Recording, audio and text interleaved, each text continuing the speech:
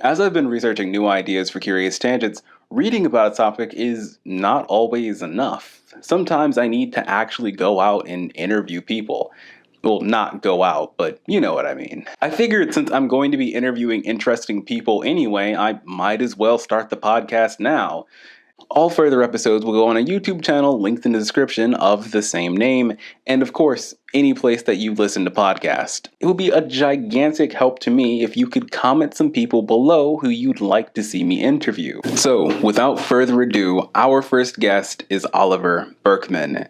Oliver, you have given multiple TED Talks on productivity, overwhelm, and just how short our lives are. You write the anti-self-help column, This Column Will Change Your Life, at The Guardian, and most recently you are the New York Times bestseller of what has quickly become one of my favorite books, 4,000 Weeks. It is also partially what inspired me to make this podcast, so thank you for that, and also thank you for being here. Thank you. It's been quite a surprise. Yeah. Yeah, it's very well deserved. And thank you for being my first podcast guest. It's an honor. It's an honor. Before we get into the actual content of the book, I want to say I read lots of nonfiction books every year. In your book, in particular, like when I read most of these books, some of them have good ideas in them, but most of them are the writing is kind of lacking, but the content's okay. When I read your book in particular, I really liked the way that it was written. I know you've been a writer at The Guardian and you've written for the New York Times before this, and you have two other books. I was wondering if you could elaborate on what it is that made you a writer. Wow, yeah, I guess it's always really hard to say in your own case, right? Because you're sort of inside your own head.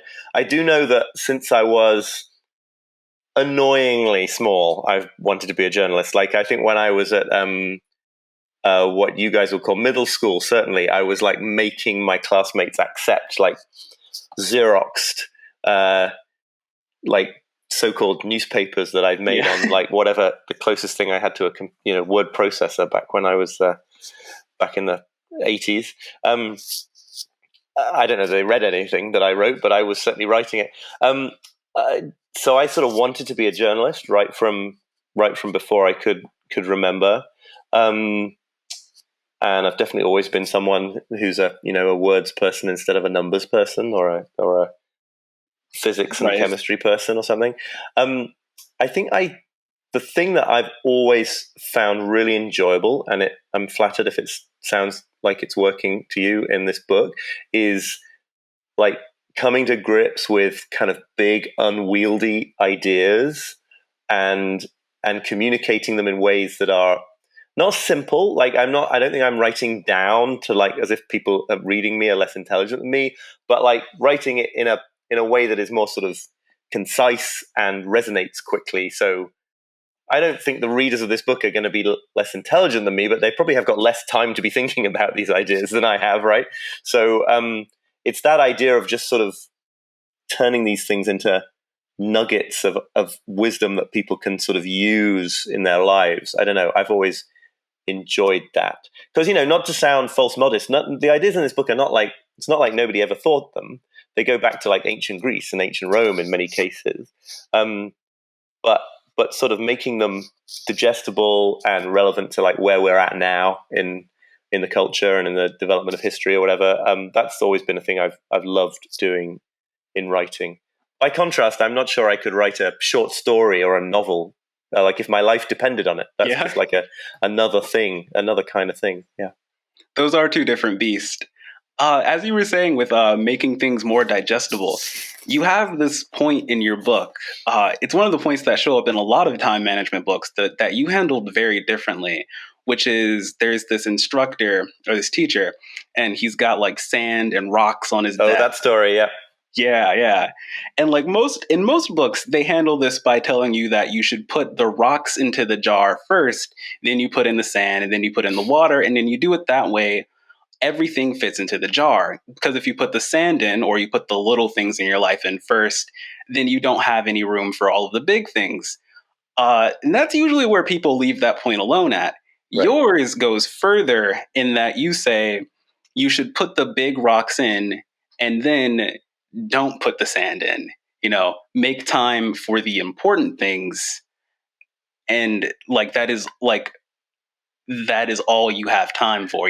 Spending too much time, it's important what you say no to. Yeah. I think what I would say, I mean, I think you're very right. What I would say, put a little differently, what I want to say is like the problem with that story that I'm sure, lots of people are familiar with, it's like, it's just rigged, right? Because the instructor only brought as many rocks as he knew would fit into the jar. I think Right.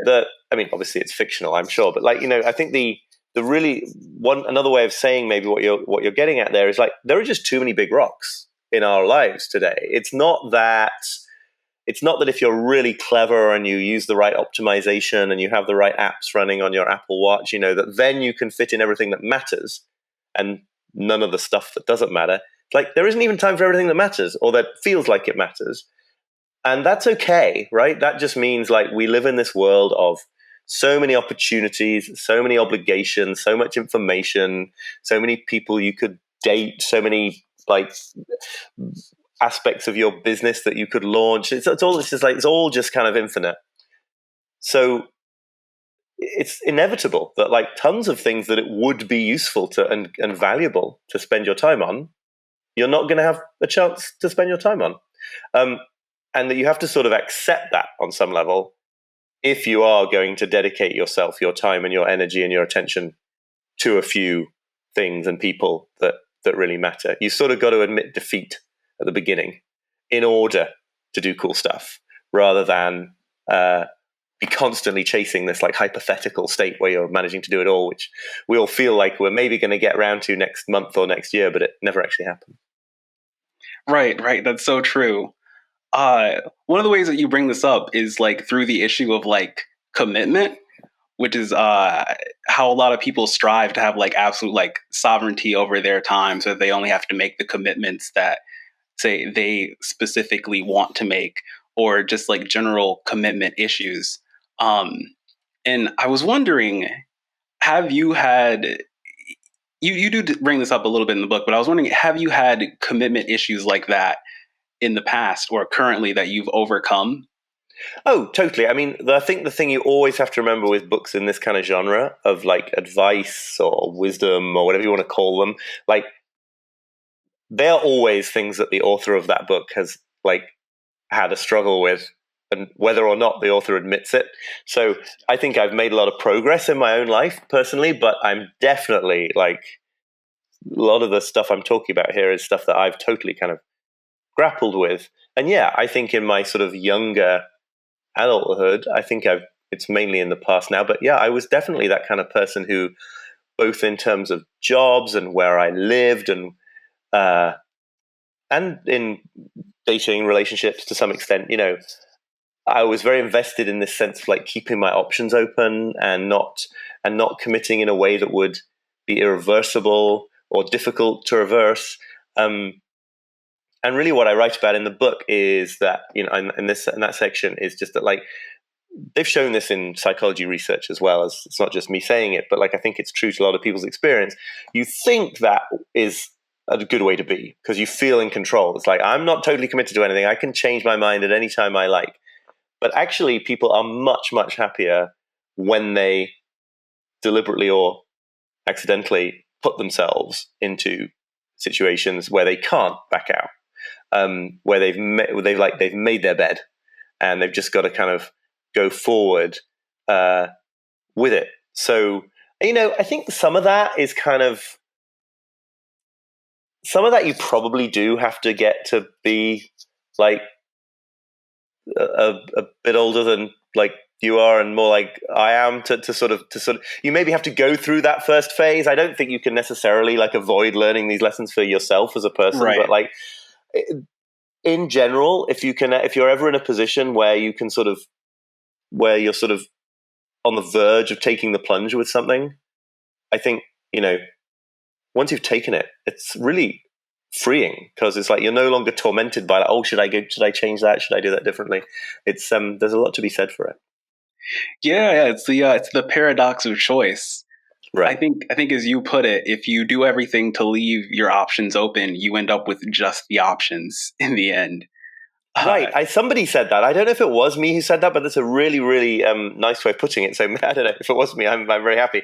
But no, I mean, yeah, right. You sort of, what's that all for in the long run, right? I mean, maybe there's isolated little phases in a life where it is useful to keep your options open, but like as a project for your whole life, getting to your deathbed and being like, well, I kept my options open. That right. sucks, right? That wasn't a life well lived.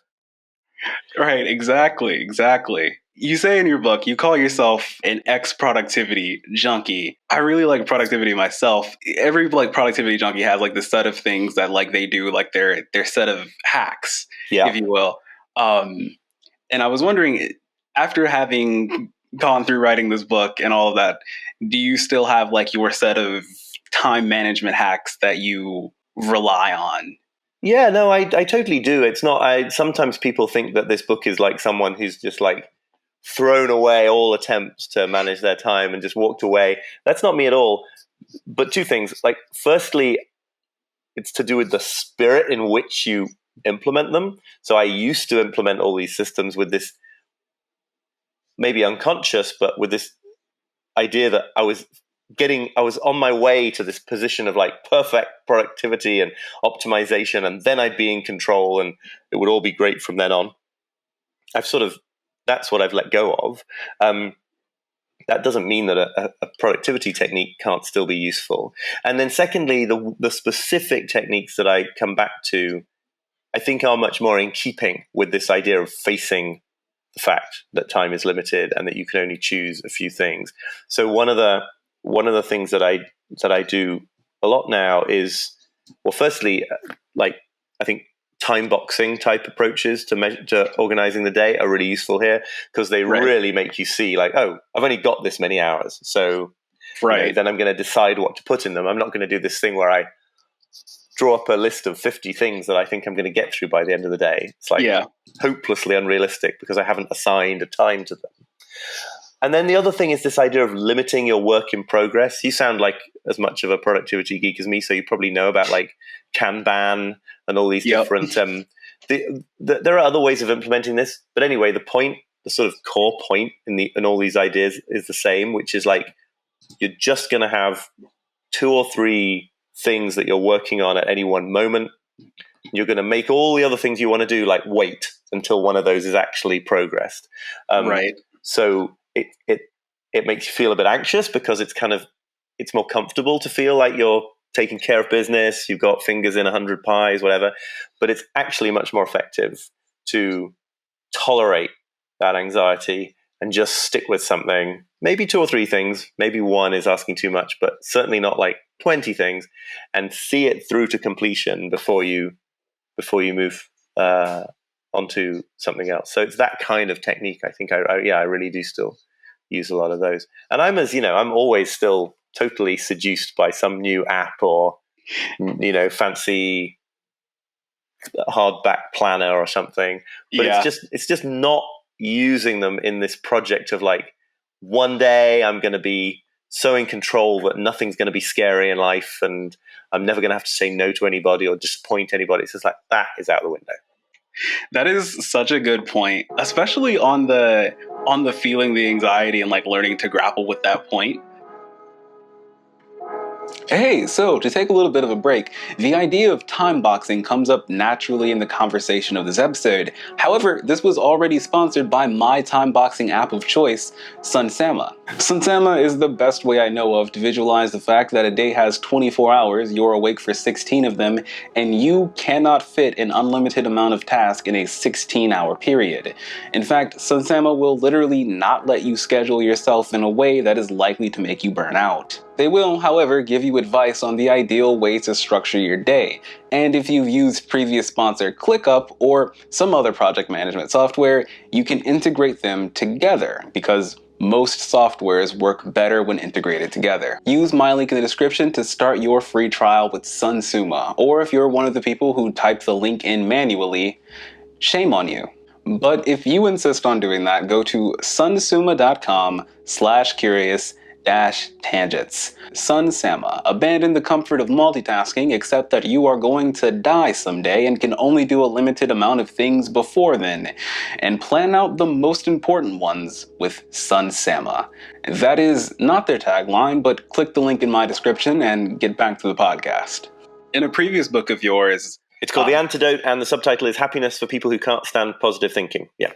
In that book, you go over how things oftentimes feel unbearable because we want them to feel differently than they are. You know, we wait until we feel motivated to actually get to do the work, or we wait until the work is going to feel easier at some way off point. And so because we're doing this, because we're like waiting to be someone who's going to actually be good at this work, we never actually get to doing the thing. Right. And, you know, it's suffering. It's unbearable because you want it to be different. Right. And I just thought that point was very. I mean, I just have found this. I'm glad you bring it up because I've just sort of found this myself in life so many times. Right. There are the problems that you have, and we all have them. And obviously, some problems that some people have sometimes are truly awful. I'm not trying to minimize that, but there's the problems, and then there's like having a problem with the fact that you have problems. If you see what I mean. Right. So like.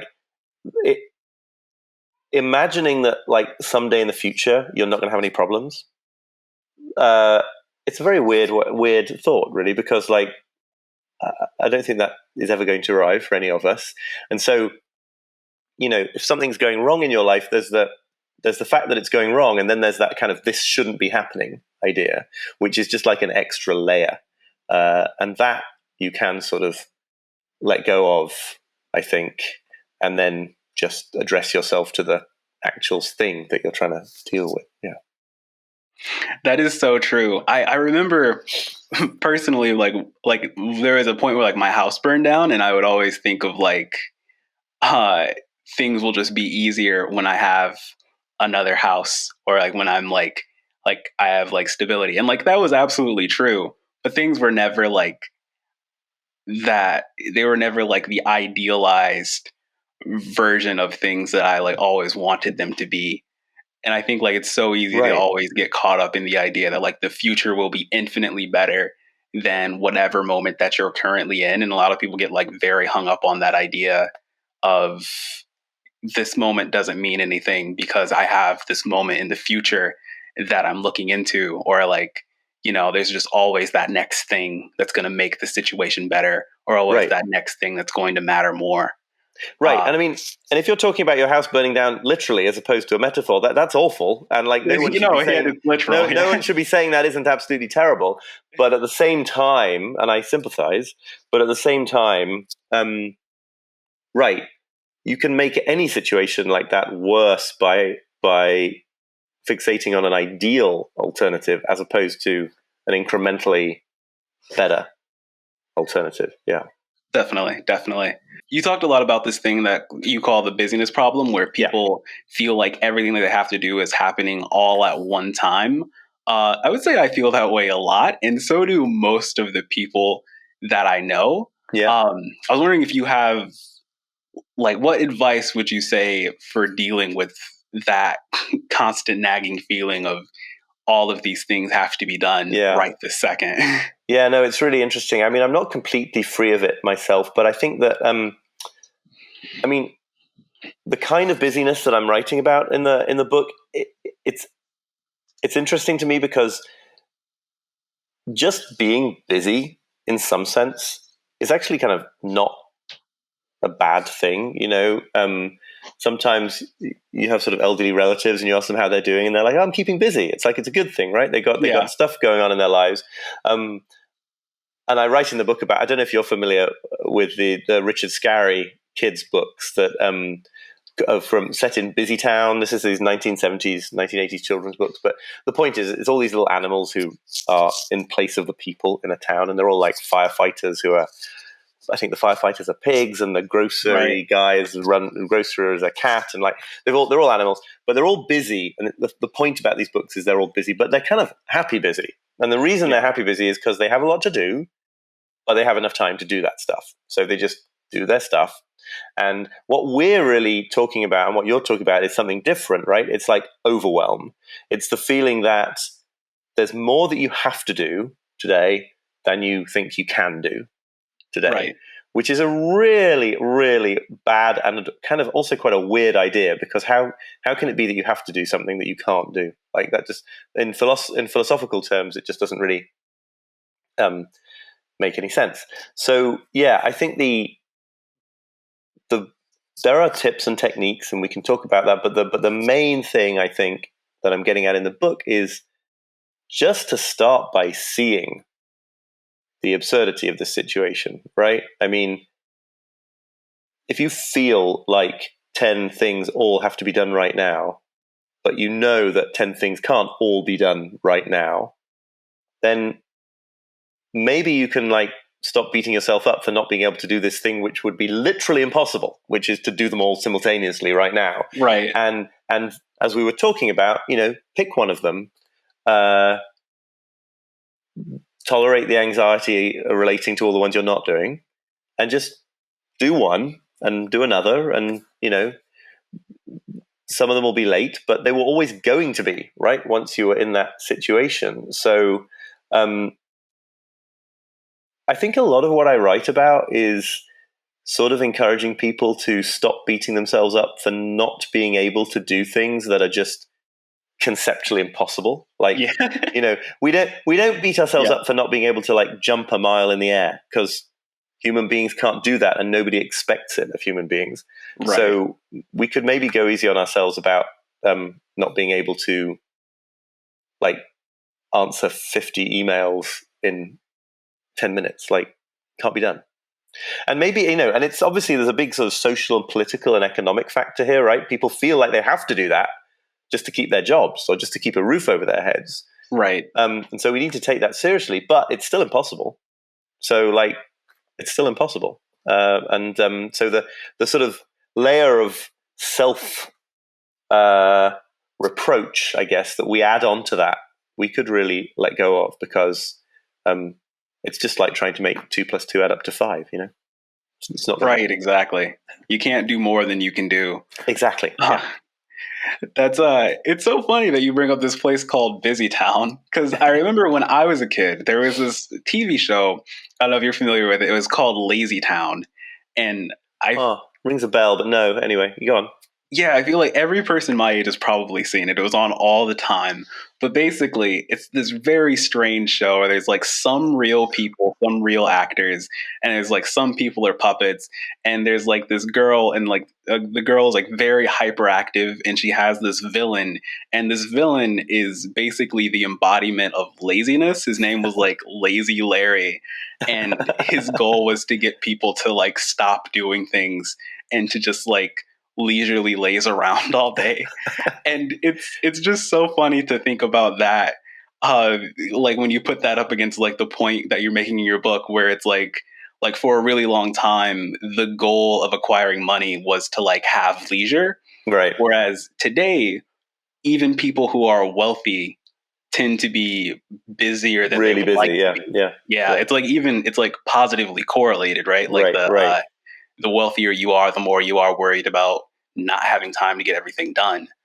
And it's just so interesting that was the kids' show. I don't know if it was done ironically, but it sounds like kind of American propaganda to get children to be really hard really workers. Right? Yeah, right. I had that exact same thought, and I didn't have that thought until I read your book, and I was like, man, I wonder. It like gave me a weird flashback to Lazy Town, and I was like, that feels really weird now. Yeah. Oh man. Oh God. One of the like immediate behavior changes that I made when I was like reading your book was that you had this idea where it's like, if you feel generous, you shouldn't wait for a future moment to act on that. You should just do something generous. If you want to compliment someone, don't wait for some time in the future. Just go out and give that person that compliment. So in my own life, like work as a YouTuber, like lots of ideas that I'll like never actually get to. And then I'll say that I'll get to them sometime later when I'm like a different person with like more time and resources or something. Right. Since reading that, I've started to actually get to work on my ideas basically immediately. And it's really improved my productivity. And I wanted to ask, is there a certain part of the book that you were writing and you were like, I really hope that this affects change for the person reading it? Or like one part of the book where you're just like, I really want this part to click for the person reading? That's an interesting question. I mean, I guess I sort of hope that for all sorts of parts of the book. Right. And this sort of the thing that I'm trying to get at is that all of these kind of specific techniques, like you're referring to the instant generosity thing, which comes from Joseph Goldstein, the meditation teacher, who says, and I don't claim to be really good at this, by the way. I find it really appealing, but I think it comes from him first and foremost. This idea of acting instantaneously. Again, it's all about this contrast. It's all about giving up this idea of that there's going to be some perfect future you who's going to do all these things really well, and you should wait until that future you has been brought into being. And it's the same for the future you who is totally on top of email, and the future you who has a perfectly organized day. And in this case, it's just like the future you who is like the kind of person who makes donations to charity or sends complimentary emails to people whose work they like or something like that. It's like, I was stuck in that for ages, and probably to some extent still am, but just that idea that like these are really good things to do, so I better turn myself into the kind of person who does them. It's like, no, these are really good things to do, so just do them. Exactly. Yeah. And it definitely is sort of anxiety triggering, and I find that myself now. Like I'm sort of transitioning from being a staff journalist through writing this book to sort of the new world of email lists and figuring out what comes next in my own writing life. And yeah, I can even feel it today. I could spend like another 5 years trying to get everything perfectly lined up. It's like, it doesn't work like that. And as I'm sure you're discovering, you talk about, just sort of launching ideas that you have. Apart from anything else, you get instant feedback about how to make it better or whether that was such a good idea. And it's I think this is maybe a point specific to media and writing and content creation and the digital world, but like one of the great things is that like the downsides are very low of making those kind of attempts at things, right? Because if you put something out, there's basically two options. Like it does really well or it vanishes without trace. There isn't an option where you're really humiliated and everybody laughs at you and mocks you for being bad at what you do, right? I mean, occasionally when people do sort of outrageous things, that happens. But broadly, it's either going to be a success or it's going to be like it never happened. And that's great because it just means that you can try stuff and throw stuff at the wall and see what works. So I noticed this on Twitter, for example, where I'm like probably spend too much of my life. You can, you can just try stuff out because if nobody is interested, that's fine. Move on, Whereas I think when you're writing for a newspaper, sort of old style journalism stuff, it's actually kind of not quite like that. Like if you write, you write bad columns week after week, you're probably going to lose your job, and that's going to be a real big disruption in your life, and blah blah blah. But something about the sort of one to many structure of doing things online means that, I mean, again, we're talking about specifically here, but like, yeah, go for it because there's not a lot to lose apart from the sort of upfront time investment.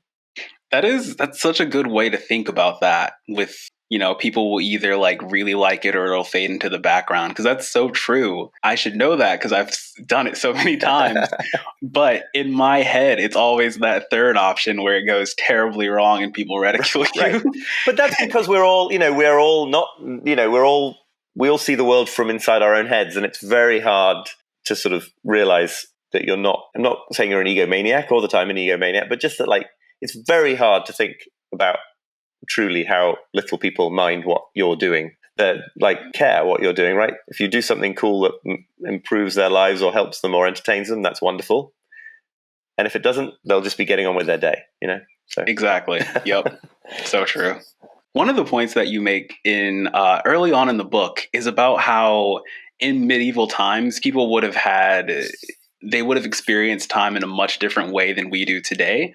Today we have like compartmentalized time, like we experience time almost like it's math, or it's like this amount of segments of the day are going by at this time. Whereas if you were, say, a medieval peasant, you would experience time as like seasons, the sun rising and sun setting, or the cows have to be milked today and stuff like that. Right. I was wondering, do you think that there's like deeper implications for the way that people like live their lives in the segmented way that we do? How do I put this? Potentially like bad for your health, or like we should be adapting to this a different way. Tell me if this is not exactly what you're asking. This is kind of weird, abstract, deep stuff, and it's difficult to put words on. But I think that the idea that I explore is that medieval peasants, for example, and lots of other people at other times in history, and maybe some indigenous cultures even today,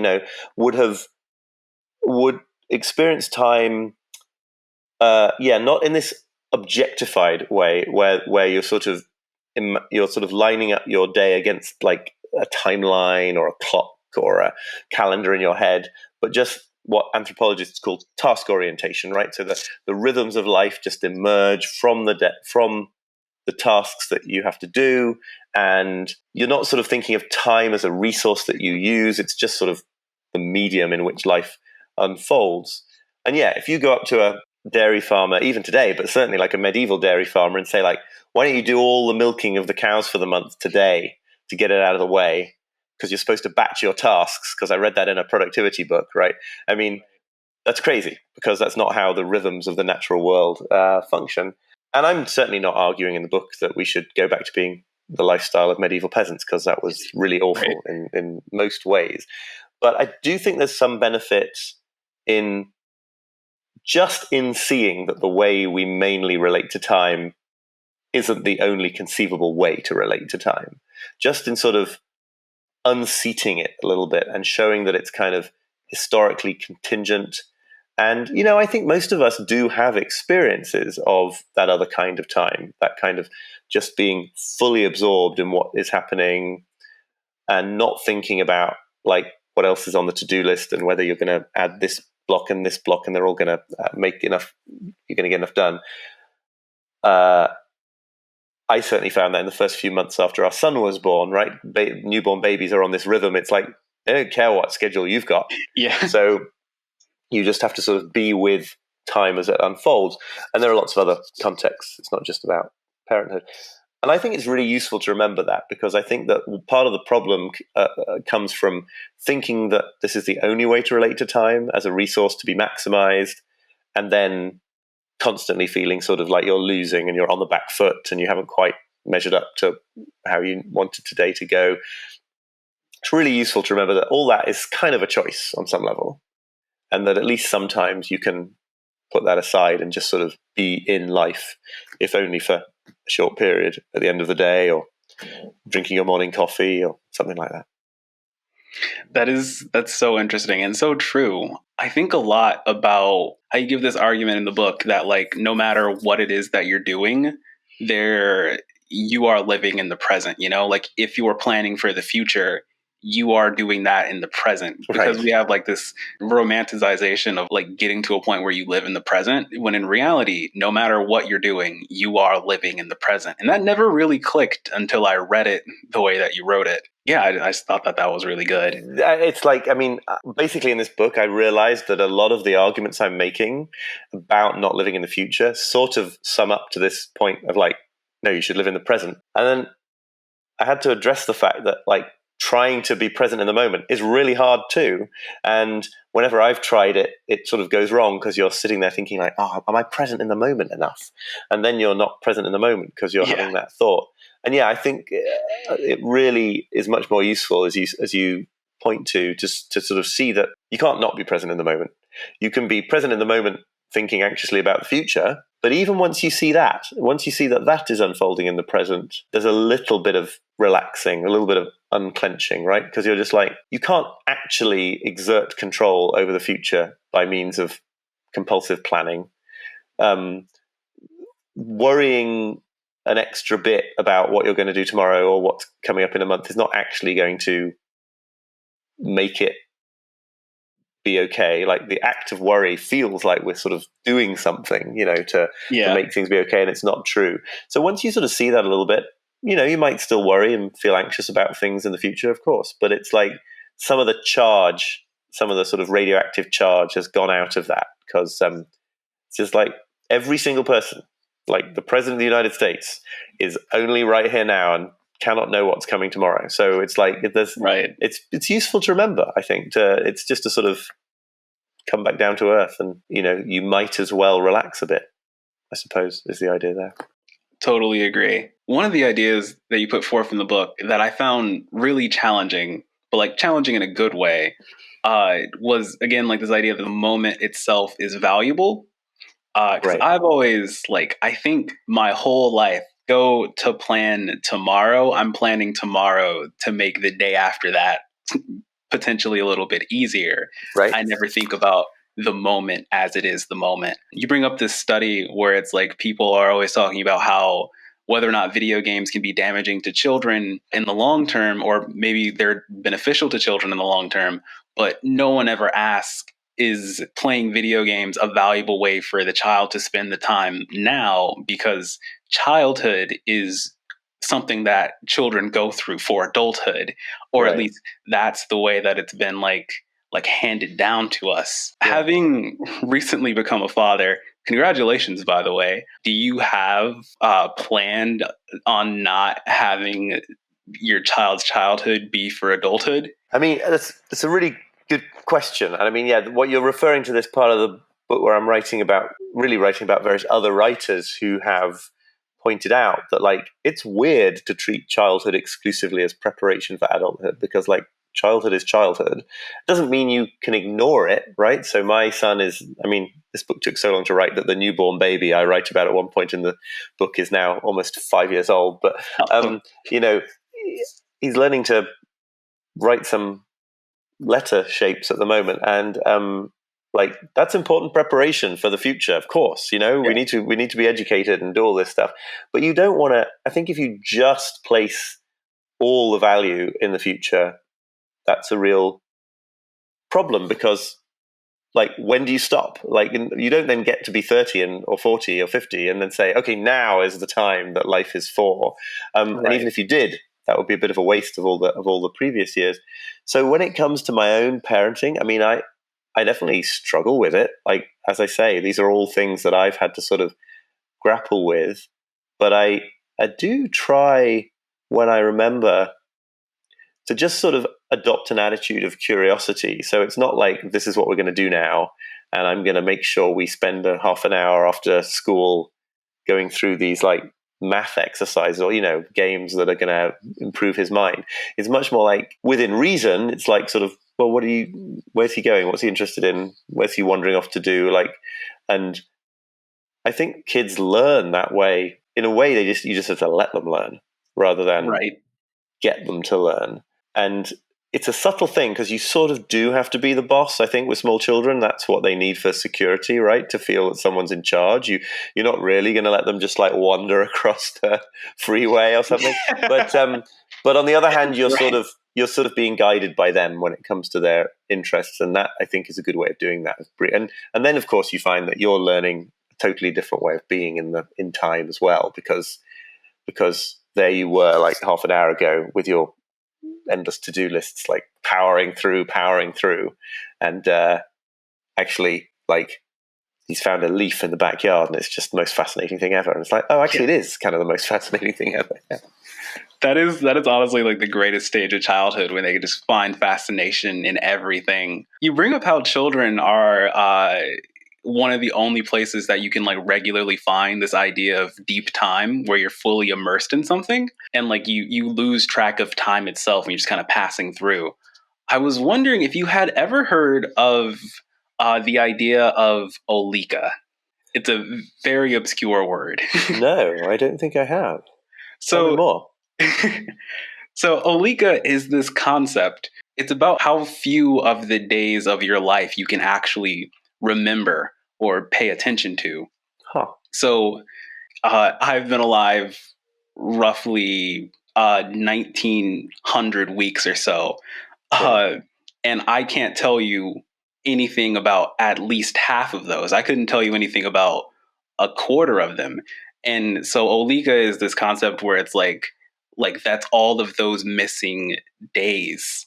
It's something that I came across when I was like researching time from doing your book, and I just wanted to know if it had ever come across you. No, but it sounds very much in keeping with this whole way of thinking. So I'm glad to be acquainted with it. But no, it's not the word. I mean, right, the way things pass us by is really terrifying when you think about it.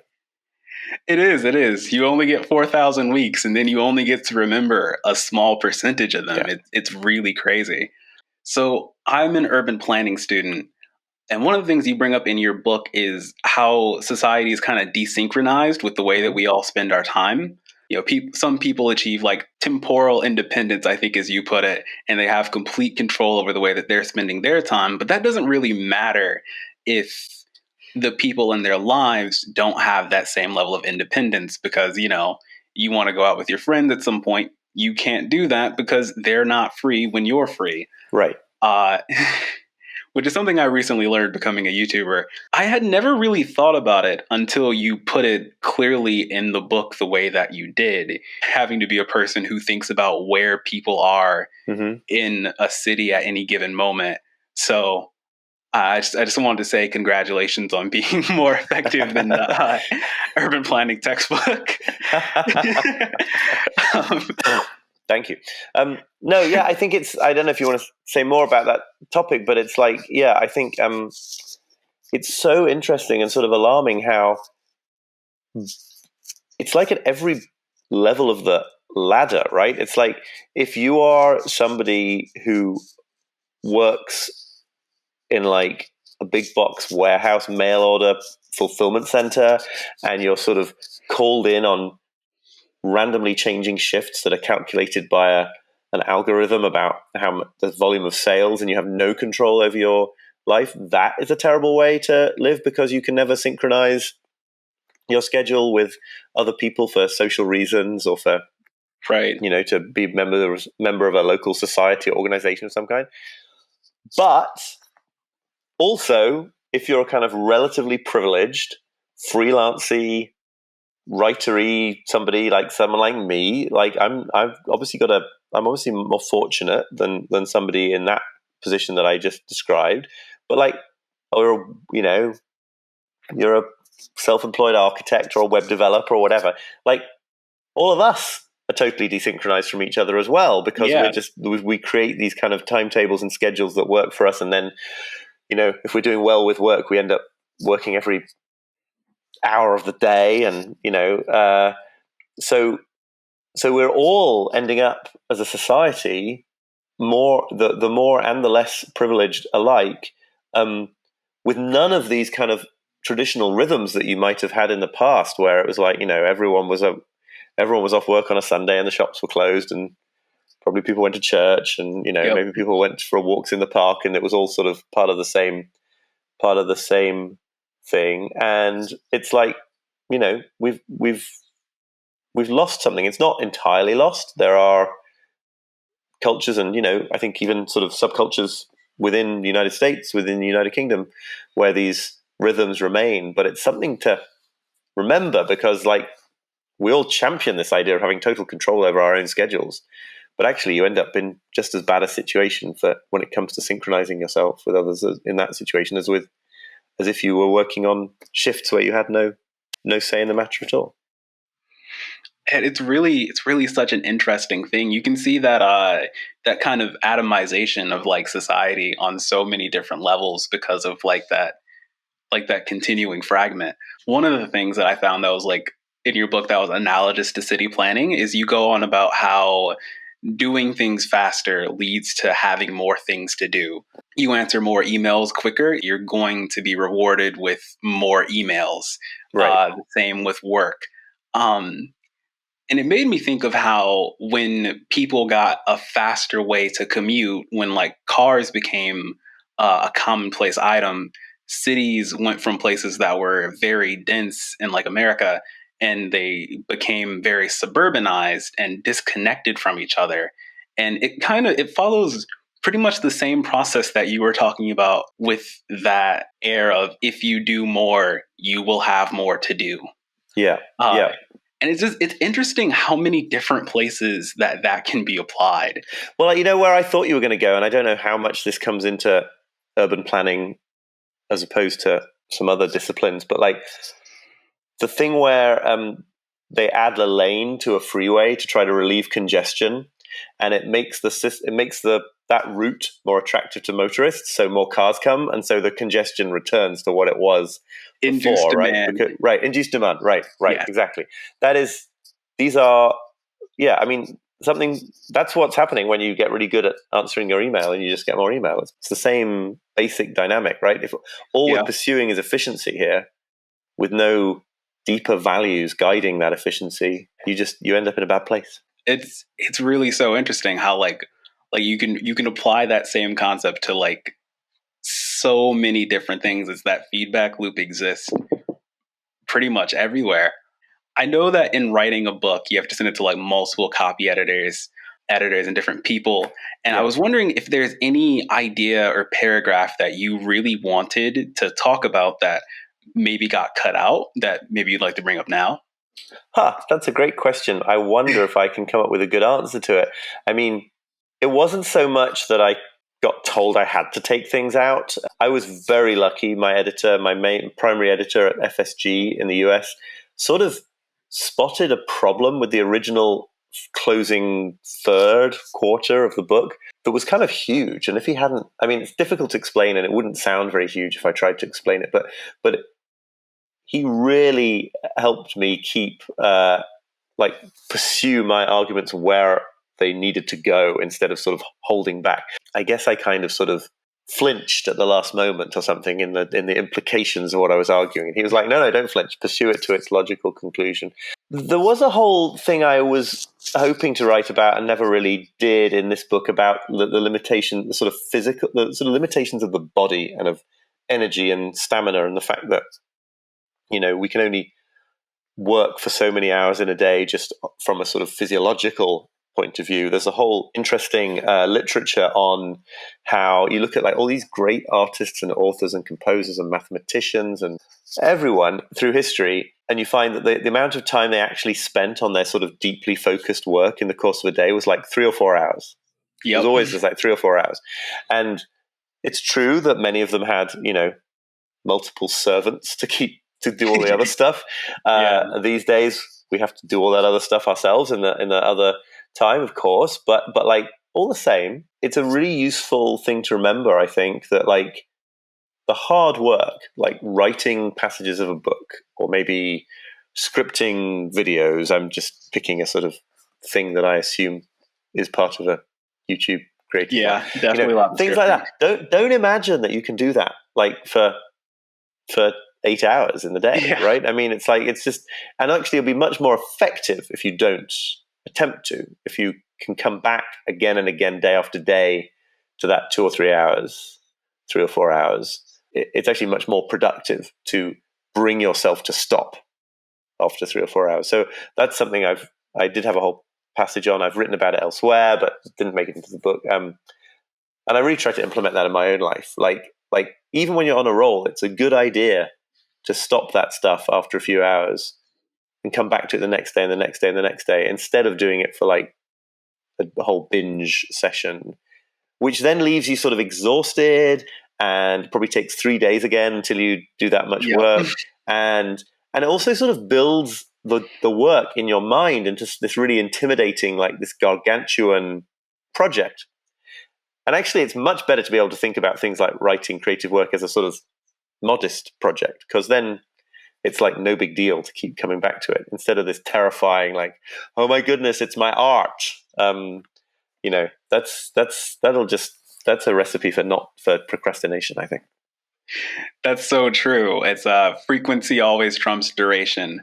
Yes. I believe you wrote about this in your column, The Imperfectionist, a few weeks ago, didn't you, about how most artists only work that 3 to 4 hours. It's really interesting when you're saying like about the literature. There's this thing in the brain called an ultradian rhythm. It's a lot like the circadian rhythm that like keeps you from Right. like yeah, cycles through when you're awake or when you're asleep.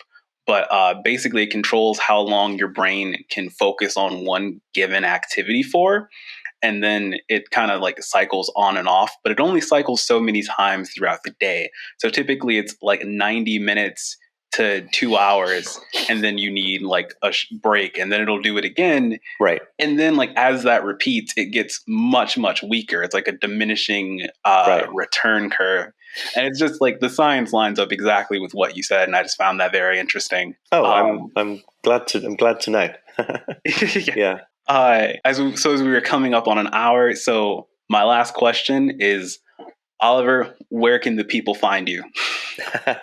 Well, I have this website, oliverburkeman.com. That's Oliver, Burkeman, and that's where you can sign up for the Imperfectionist newsletter as well. And then I'm on Twitter at Oliver Burkeman. And the book, 4,000 Weeks, is available in all the places you might expect, and ebook and audiobook as well.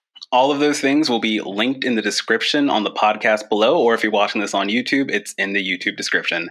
Oliver, thank you so much for being here, and thank you for being my first podcast guest. It's been a pleasure. Thank you.